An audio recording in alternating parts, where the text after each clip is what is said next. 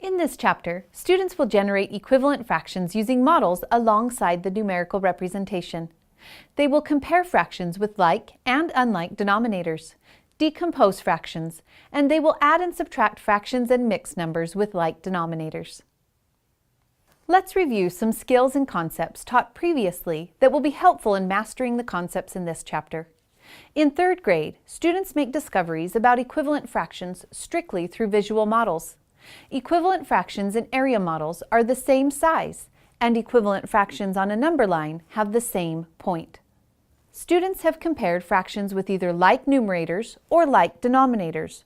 2/3 is greater than 2/4. Both the numerators are the same. Students have worked with unit fractions and understand that 4/5 is the same as 4 1/5 sized pieces. It is important to use manipulatives and models when working with fractions throughout the lesson. Gradually, students should be encouraged to think through the relationship using reasoning. Let's begin with the concepts and skills taught in this chapter. First, equivalent fractions. Let's model 2/5 using an area model. Now, let's cut the fifths in half by drawing a horizontal line down the middle of the area model. There are now twice as many regions or segments to count, which is the numerator, and twice as many regions or segments in the whole, which is the denominator.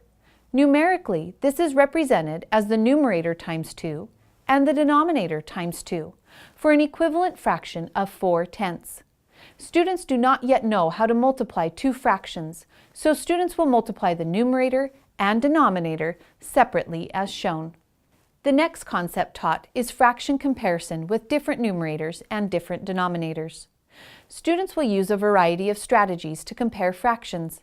One strategy will be comparing using benchmark fractions and numbers of 0, 1/2, and 1.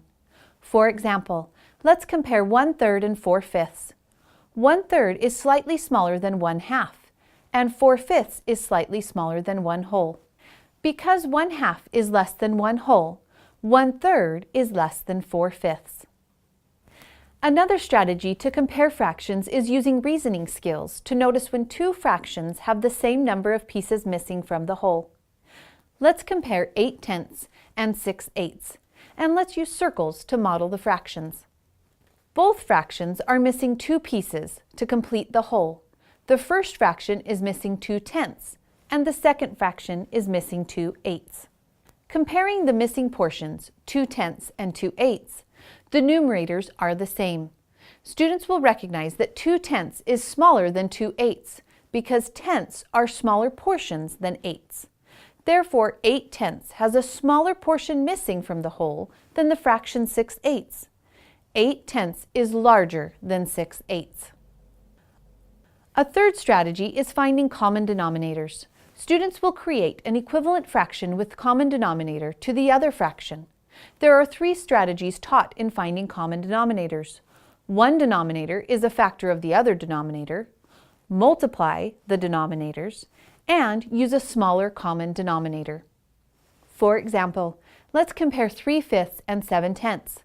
The smaller denominator, 5, is a factor of the other denominator, 10. They are related. 5 times 2 equals 10. Multiply the numerator and denominator of the fraction 3/5 by 2 to get an equivalent fraction of 6/10. 6/10 is less than 7/10. A fourth strategy to compare fractions is finding common numerators. This process is similar to finding common denominators. However, the students will be creating equivalent fractions with the same numerator. The same three strategies used in finding common denominators are also used, only the strategies look at the numerator.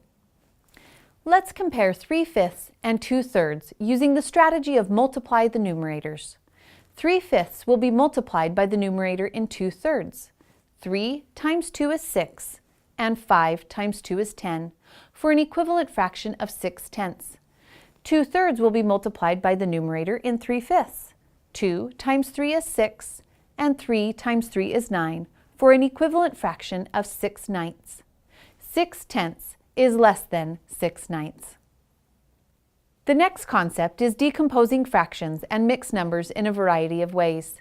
They will see that a fraction is the sum of repeatedly adding unit fractions. For example, 4/5 is 1/5 plus 1/5 plus 1/5 plus 1/5.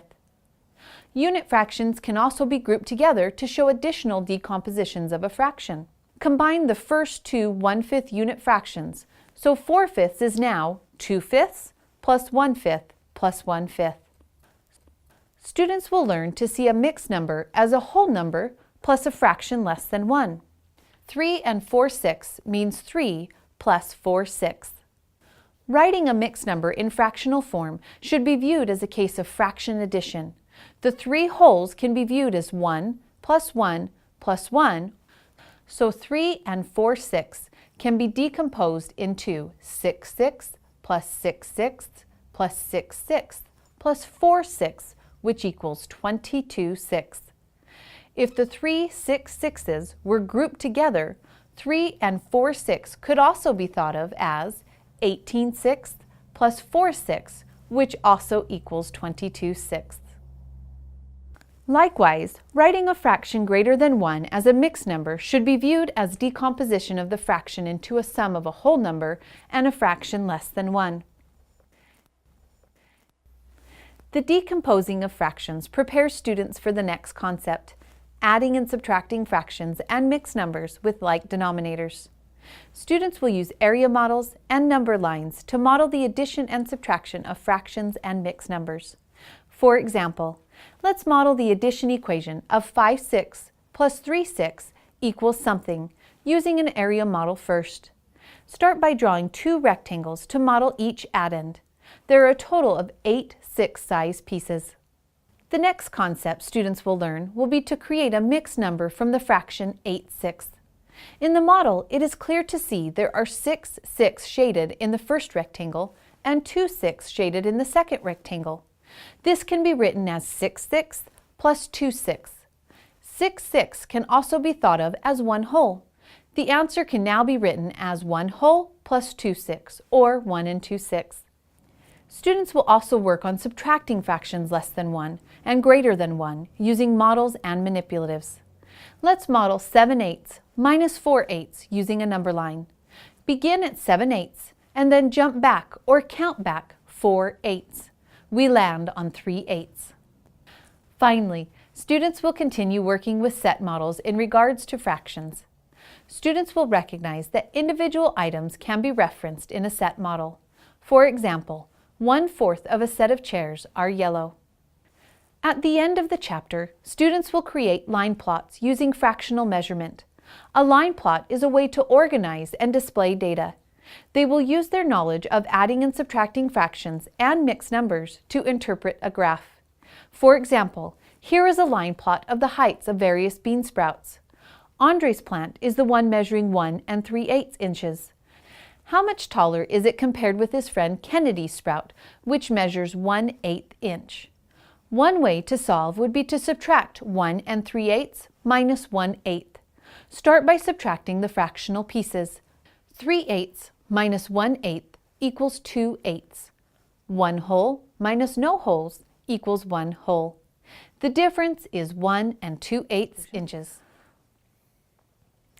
In this chapter, students generated equivalent fractions using models alongside the numerical representation, compared fractions with like and unlike denominators, decomposed fractions, and added and subtracted fractions and mixed numbers with like denominators. By taking the time to give students a conceptual understanding of fractions, it allows them to see and feel what is taking place. This way, when they are ready for the algorithm, reasoning through their answers will be much easier.